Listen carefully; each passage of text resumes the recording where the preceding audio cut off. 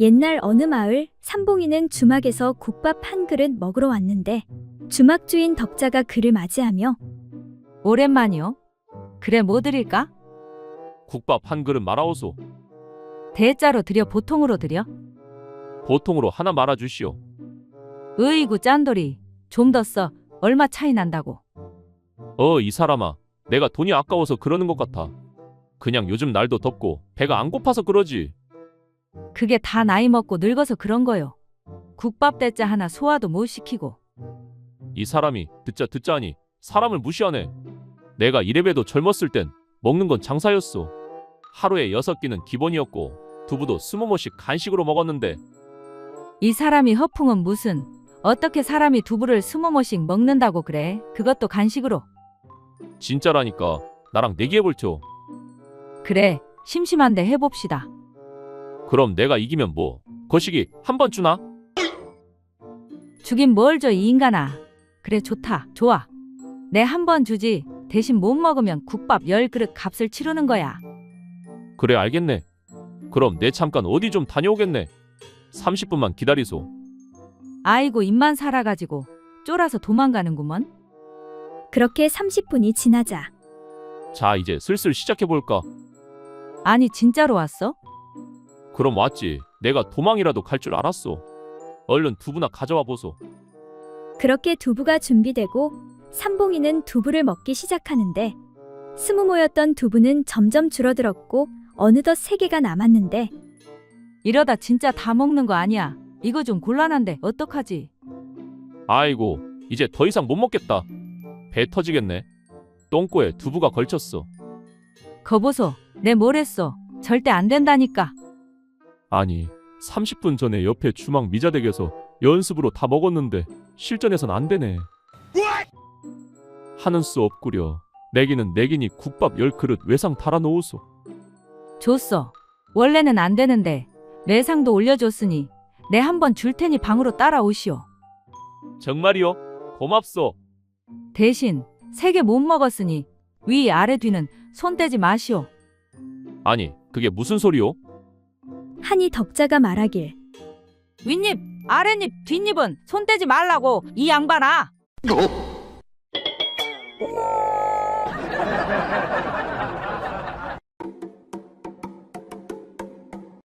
옛날 어느 마을에 우둔하고 좀 모자란 어떤 남자가 나이 20에 첫 아이를 얻게 되었다. 그런데 이 우둔한 남자는 어리석게도 새로운 고민이 생겨났다. 이 아이의 머리가 아내의 그곳을 통해 빠져나왔으니 필경 그것이 아이의 머리만큼 크게 벌어진 것이 아닌가. 그렇다면 나의 이 작고 초라한 소중이로 어찌 알 수 있단 말인가. 하고는 아이의 머리와 아내의 하복부를 번갈아 보며 한숨을 내쉬는 날이 계속되었다. 이리하여 부부는 합방을 잊은 채 몇 달을 보내게 되었다. 아내가 답답한 나머지 늙은 여종을 불러 말했다.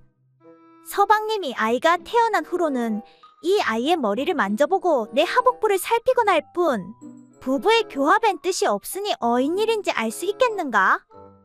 늙은 종은 한동안 고개를 갸웃거리더니 역시 남녀지사의 경험이 많은지라 미소를 지으며 아씨마님, 틀림없이 서방님은 아이를 낳은 후로 아씨의 옥문이 아이의 머리만큼 커진 것으로 단정하옵고 시리에 빠진 것입니다. 그러자 아씨 마님이 아니 세상에 그런 멍청한 얘기가 있을 수가 있단 말이냐? 하고는 어이없는 표정을 지었다. 쇳내에게 따로 묘책이 하나 있습니다. 오늘 밤 서방님이 드시면 쇳내에게 인절미를 구워 올리도록 분부하여 주십시오. 그러면 다 해결될 것입니다. 하고 늙은 종이 청했다. 이에 아씨 마님은 그날 밤 인절미를 구워 오도록 분부했다. 종이 인절미를 따뜻이 구워 한 상 올리니 서방이 그것을 보고 허허, 그거 한번 먹음직스럽구나. 이에 늙은 종이 미소를 지으며 서방님, 이것을 보십시오. 이 인절미를 손가락으로 이렇게 구멍을 내어도 곧 다시 오므라듭니다. 이렇듯 여자의 그것도 마찬가지이지요. 그러자 서방은 당황한 나머지 아니, 그게 대체 무슨 소린가? 이에 늙은 종이 다시 말했다. 여자가 아기를 낳으면 그것이 넓어지는 건 사실이오나 이 인절미에 손가락을 꽂았다가 빼내면 구멍이 다시 합하여지는 것 같이 여자의 그것도 곧 다시 오므라드는 것입니다. 이에 우둔한 서방이 우물쭈물하며 다시 물었다. 그런데 나는 손가락이 아니라 다른 것을 넣어야 하는데 어찌하면 좋겠소?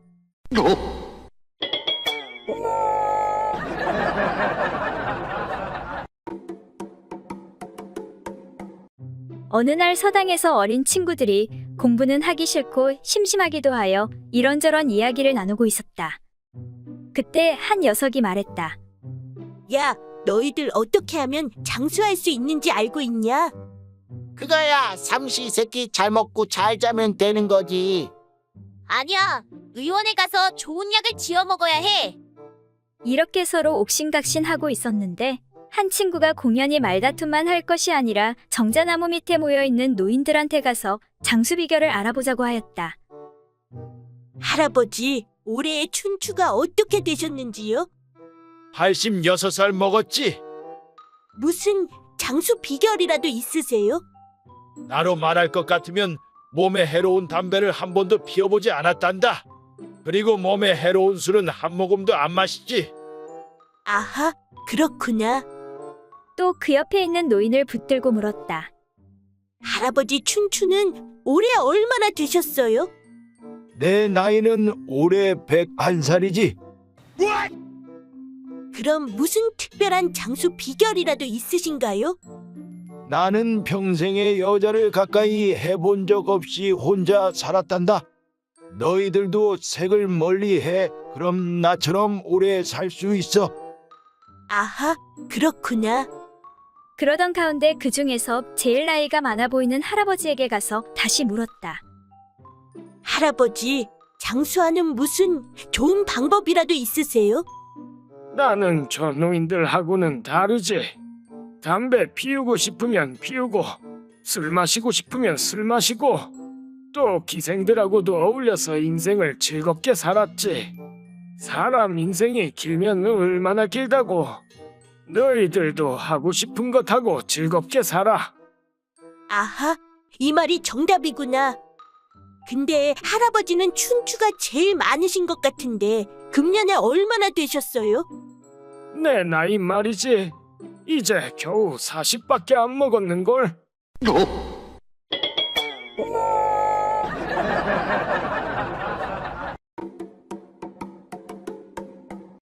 옛날 어느 마을에 어떤 부부와 딸 하나가 살고 있었다. 딸은 나이가 이제 5살이었지만 매우 총명하였다. 어느 날 아이가 마당에서 놀고 있는 틈을 타 재빨리 부부가 그 일을 하기 시작했다. 아이가 노느라 정신이 없으니 이 틈에 우리 한번 재미 좀 보자고. 들키면 어쩌려고 그래요? 괜찮아. 금방 끝내면 문제 없다니까. 그런데 방에서 이상한 소리가 새어나오자 그만 딸아이가 이를 이상히 여겨 문을 열고 무엇을 하냐고 묻는 것이었다. 엄마, 아빠 지금 무엇 하는 거야? 그런데 그때 마침 빠져나온 아빠의 그 물건을 딸이 보고 말았다.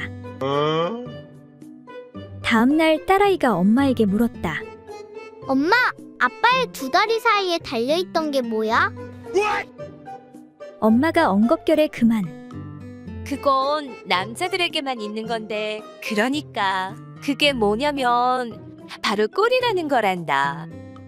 그리고 며칠이 지난 어느 날 마국간의 말이 양이 동하였는지 그것을 드러내고는 까딱까딱 하는 것이었다. 그것을 본 딸아이가 다급한 소리로 엄마를 불러 물었다. 엄마, 아빠의 꼬리가 왜 저기 말 다리 사이에 달려있는 거야? 그리고 저건 왜 저렇게 큰 거야? 엄마는 난감한 표정을 지으며 말했다. 저것은 말의 꼬리이지 아빠의 꼬리가 아니란다. 말은 덩치가 크니까 꼬리가 내 아빠의 꼬리보다 더 큰 것이란다.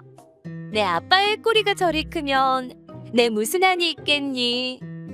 그 말에 한참을 생각하던 딸아이가 말했다. 그치만 아빠의 꼬리는 우리 집 개꼬리보다도 더 작잖아.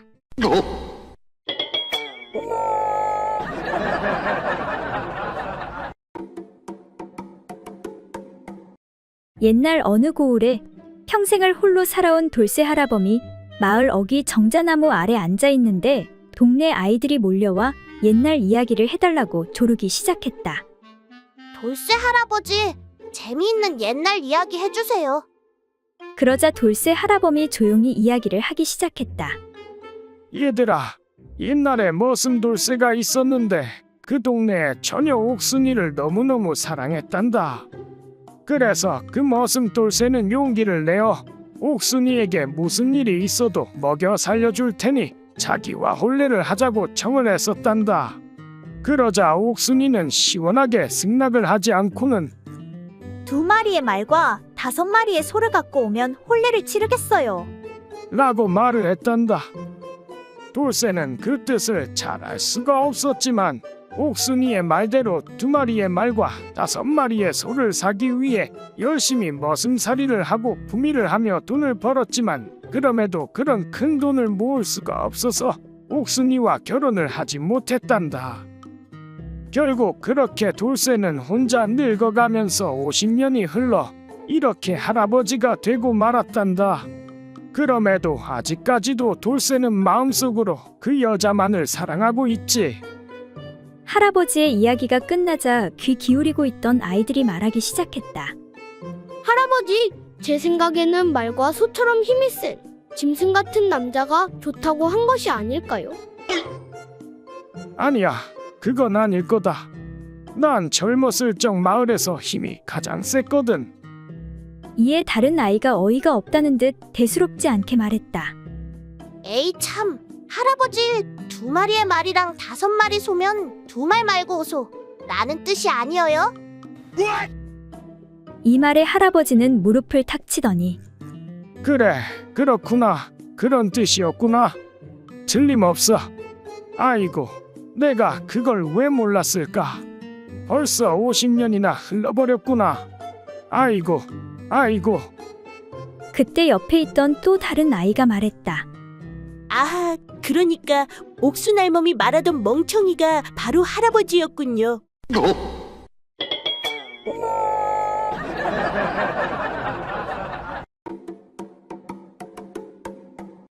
옛날 어느 마을에 한 부부가 살고 있었다. 그런데 근래 들어 합방을 전혀 하지 않아 아내는 불만이 가득했다. 이에 잠자리에서 돌아 누운 서방에게 아내가 물었다. 아니 서방님, 너무 섭섭합니다. 왜 그러시는가? 작년까지는 제 동굴에 그렇게 자주 드나들더니 올해는 한 달에 한 번도 드나들지 않으니 도대체 왜 그러시는 것이요? 너무 섭섭합니다. 아내의 말을 듣던 남편이 말했다. 그건 당신 동굴이 너무 깊고 넓어서 그렇소.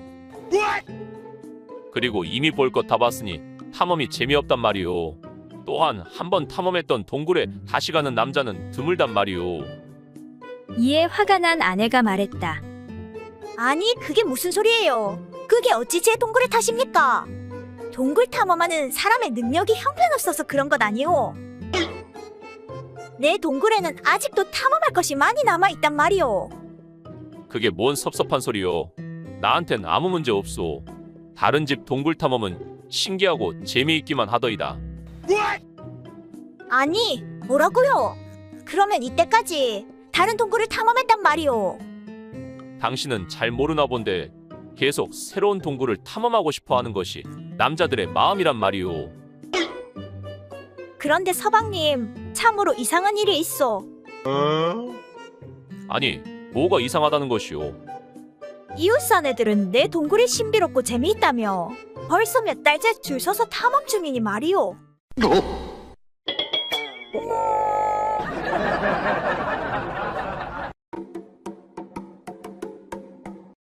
옛날 어느 마을에 나이 많은 멍청한 아들을 둔 양반집에서 아들을 결혼시키기 위해 하는 수 없이 평민 며느리를 들이기로 결심했다.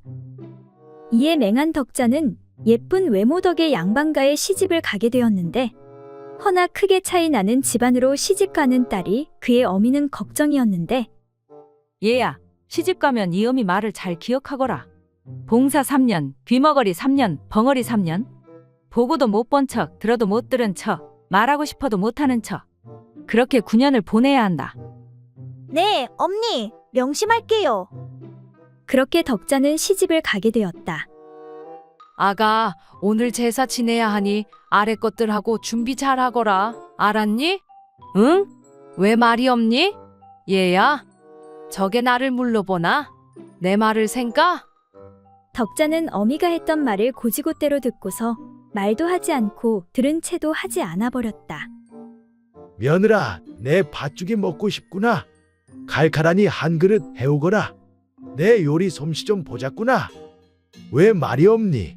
하겠다는 거야? 말겠다는 거야? 속 터진다. 속 터져. 그렇게 시부모는 덕자가 정말 말을 못하는 줄 알게 되는데, 그러던 어느 날 밤 언제 손주가 생길까 하는 마음에 덕자의 시어머니가 아들 내외방을 지나가는데, 이것들이 손주는 언제 안겨주려고 그러는지 빨리 대를 이어야 할 텐데. 아잉, 간지러워요. 좋으면서 왜 그러시오? 이리 와보시오. 아이, 몰라, 부끄러워. 근데 이 다음에 어떻게 한다고 했지? 또 까먹었네. 제가 알아서 다 할 테니 걱정하지 마세요. 아니, 뭐야? 저 잡것이 말을 할 줄 알았네. 시부모를 가지고 놀아. 그런데 부인, 못 듣는 척, 말 못하는 척은 잘하고 있어. 네, 잘하고 있지요. 아직 아무도 눈치채지 못했어요. 그런데 봉사 3년은 어려울 텐데 어찌 잘할 수 있겠어? 걱정 마세요. 시부모님이 나이가 많으니 그 전에 끝날 수도 있어요.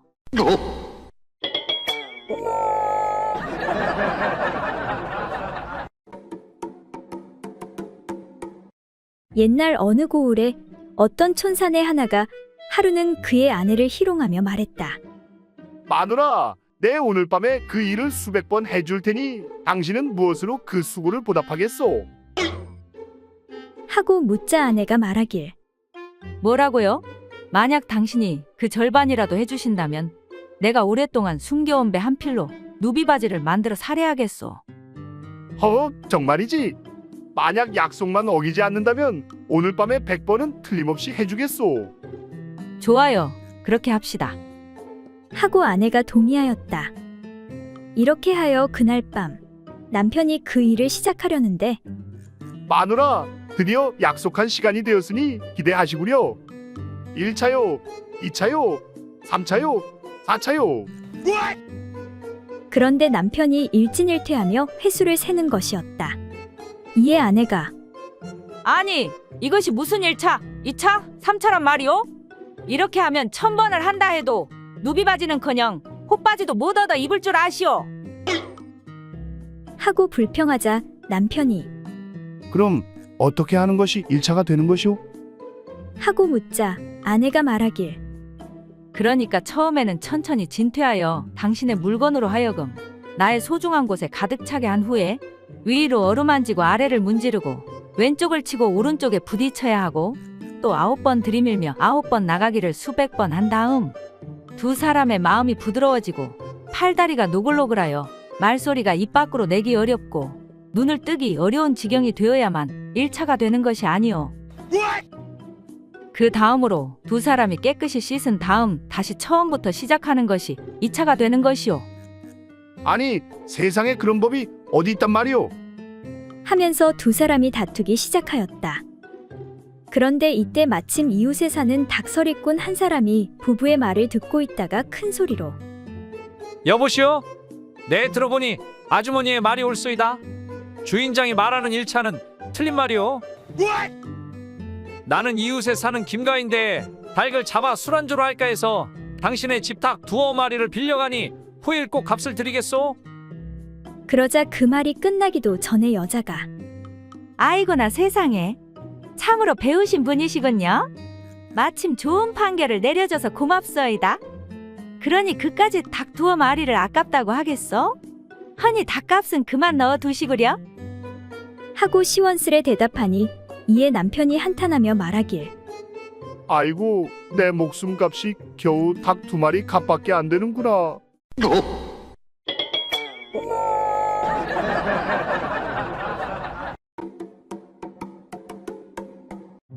옛날 어느 마을에 좀 모자란 사내 칠구가 살고 있었다.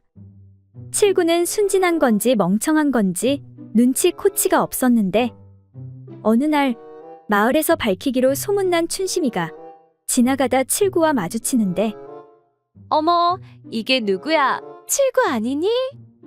아, 춘심아 씨, 안녕하셔요. 어디 가시는 길이세요? 날이 좋아 거닐고 있단다. 그런데 칠구 너 얼굴을 이렇게 가까이서 보니까 생각나는데 내 듣기론 말이다. 코가 크면 다른 것도 크다던데 내 코가 아주 묵직하구나. 아, 제 코가 좀 크긴 하죠? 어머, 그러고 보니 발도 크네 커. 네, 제 몸의 끄트머리들이 좀 크긴 하죠? 그래, 지금 바쁘니? 나랑 물레방아로 좀 갈까? 물레방아는 왜요? 왜긴 왜야? 너 좋고 나 좋고 누이 좋고 매부 좋고. 싫어요. 왜? 저번에 물레방아 지나가는데 봉선이 아줌씨가 덕만이 아재랑 들어가는 거 봤는데 서로 아이고 나 죽네 하더라고요. 나 죽이려고 그러죠? 안 돼요. 지는 안 속아요. 아이고 이런 멍청아. 그건 좋아서 죽는 거란다. 네? 그게 무슨 소리예요? 좋은데 왜 죽어요? 내가 그걸 너에게 공짜로 가르쳐 주려고. 그리하여 칠구는 춘심이와 물레방아로 가는데 그렇게 두 사람이 한 차례 격렬한 행사를 치른 후 어떠니 칠구야? 이제 좋아 죽는다는 말이 뭔지 알 것 같아요. 그래, 너도 내 예상보다 더 크니 나도 매우 좋았어. 우리 종종 물레방아로 오자꾸나. 네, 아씨. 근데 말이야, 다음부터는 입을 헹구고 오너라. 다 좋은데 말이야, 너 뽀뽀할 때마다 입에서 똥냄새가 난다고. 그 말에 칠구가 웃으며 말하길 아, 그건 아씨 만나기 조금 전에 제가 발밑에 된장을 밟을 뻔했지 뭔가요? 그래, 조심하고 잘 보고 다녀야지. 근데 그게 왜? 그런데 다행히 제가 콕 찍어 맛을 보니까 말해요. 하마터면 진짜 똥 밟을 뻔했지 뭐예요?